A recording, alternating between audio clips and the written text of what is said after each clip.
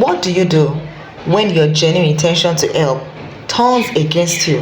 Well, that was my story about 14 years ago when I followed my sister's friend to deliver a wedding cake.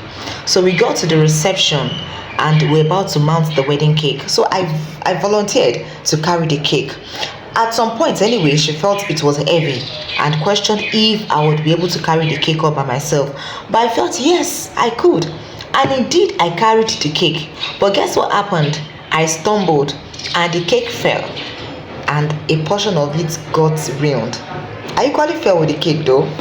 The reception happened under a tent, and for those of us that know what a tent looks like, there's always a peg that holds a tent to the ground. So I didn't see the peg, so that was what made me to stumble.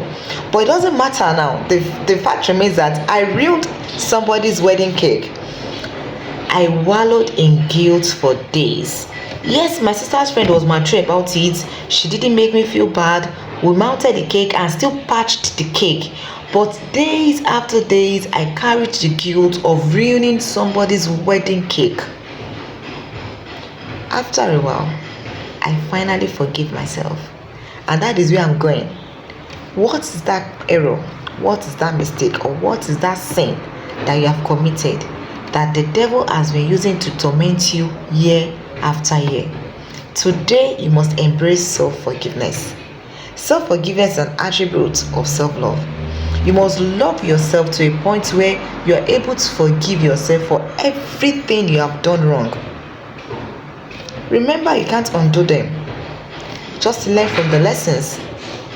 Make restitution when and where necessary. Like for me on that day, I deeply apologized. In fact, I don't think I ate in that party because the guilt was written all over me all through. So you must forgive yourself. Make restitution where and when necessary. Learn the lesson. And above it all, embrace yourself again and love yourself. Don't be harsh on yourself. Don't be hard on yourself, and don't carry guilt in your daily life. Embrace self-love today and embrace self-forgiveness.